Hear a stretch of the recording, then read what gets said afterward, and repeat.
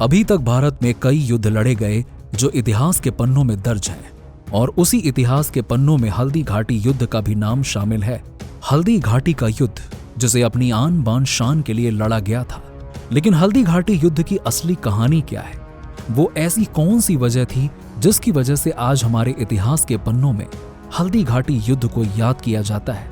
आइए जानते हैं आज की वीडियो में, और जानने के लिए आपको ले चलते हैं कुछ साल पहले, जब हल्दी घाटी का युद्ध शुरू हुआ था। चित्तौड़ के कुंभलगढ़ किले के बादल महल में 9 मई 1540 को महाराणा प्रताप का जन्म हुआ था।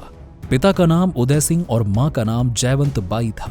लेकिन अपने पिता उदय सिंह की मौत के बाद छोटी रानी के बेटे जगमाल सिंह के राज तिलक की तैयारियां शुरू हो गई। महाराणा प्रताप के नाना अखिराज सोनगरा को यह फैसला गलत सा लग रहा था, जिसकी वजह से ग्वालियर के राजा राम शाह तंवर के साथ कुंभलगढ़ किले में पहुंचे और जगमाल को हटाकर महाराणा प्रताप का राज तिलक कर दिया।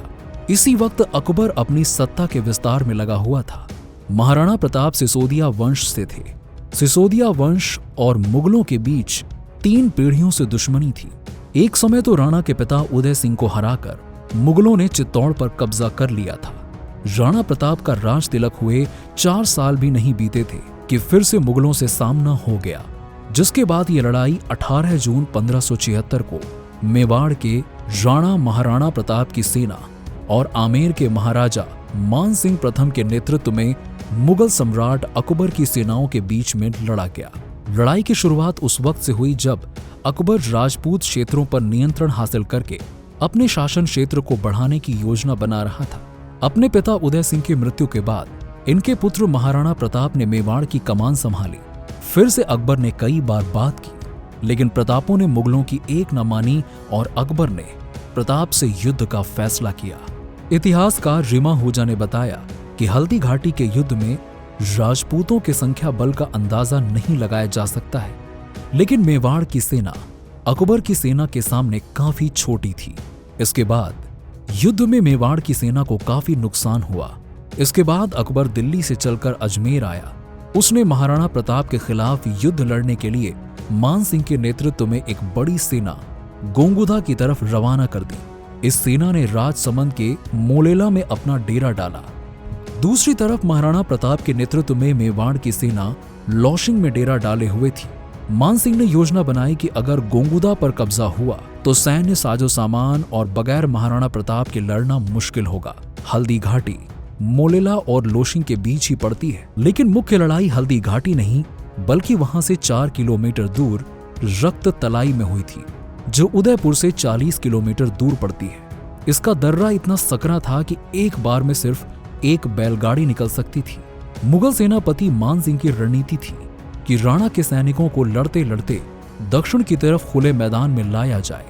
राणा की सेना में बाईं तरफ ग्वालियर नरेश राजा राम शाह तंवर अपने 3 बेटों शालीवाहन, भवानी सिंह और प्रताप सिंह अपने सैनिकों के साथ डटे हुए थे। राम शाह का पोता बलभद्र भी लड़ने पहुंचा था।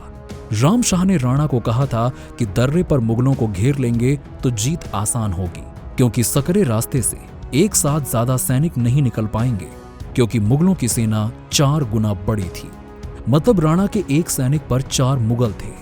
युद्ध के मैदान में सेना जुटती है और जो सबसे आगे की पंक्ति थी उसे हरावल दस्ता कहते हैं। महाराणा प्रताप के हरावल दस्ते की कमान अफगान मूल के वीर योद्धा हकीम खां सूरी के हाथ और मुगलों के हरावल दस्ते की लीडरशिप सैयद हाशिम कर रहा था। महाराणा प्रताप के बाईं तरफ ग्वालियर की सेना और अपने बेटे और पोते के साथ राम शाह तंवर खड़े थे, तो वहीं दाईं तरफ का नेतृत्व झाला बिंदा के पास था, जो महाराणा प्रताप के प्रमुख सहयोगी थे। राणा प्रताप अपने घोड़े चेतक पर बीच में थे। खमनोर में मुगलों की सेना से राणा का सामना हुआ। उस वक्त राणा की सेना पहाड़ की ऊंचाई पर थी। युद्ध का नियम होता है कि अगर आप ऊंचाई पर हैं तो ताकत 10 गुना बढ़ जाती है। यहां यही हुआ। 4 गुना बड़ी मुगलों की सेना भागने लगी। कहते हैं कि मेवाड़ हारने में महाराणा प्रताप ने यहीं पर गलती की थी। उन्होंने हुक्म दिया कि अकबर की सेना का पीछा करो। युद्ध कला के निपुण राम शाह ने इसे मुगलों की चाल बताकर रोका भी, लेकिन तब तक देर हो चुकी थी।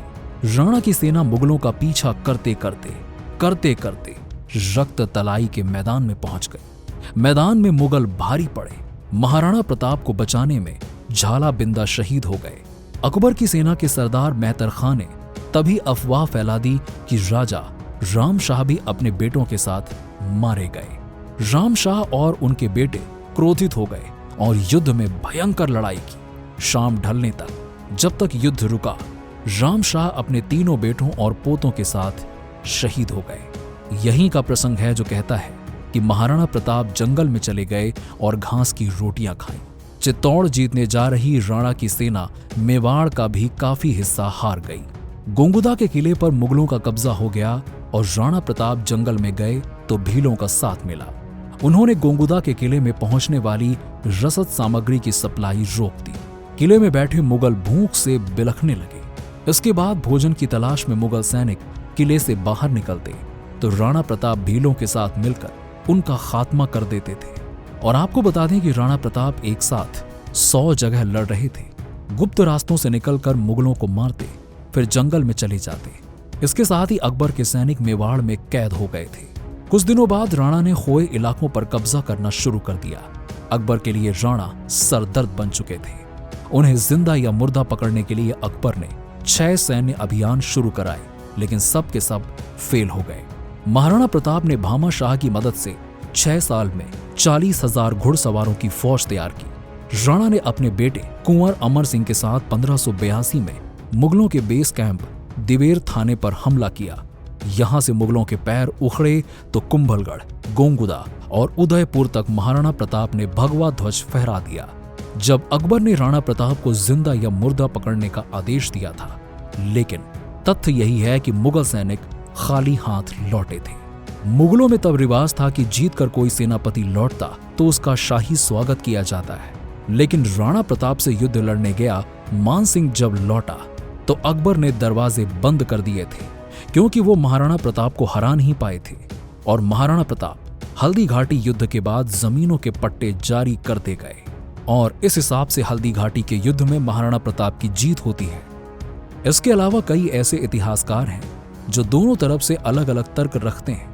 ऐसे में साफ तौर पर किसी की जीत बताना सही नहीं है। तो दोस्तों, इस हल्दी घाटी युद्ध के बारे में आप क्या कहना चाहेंगे?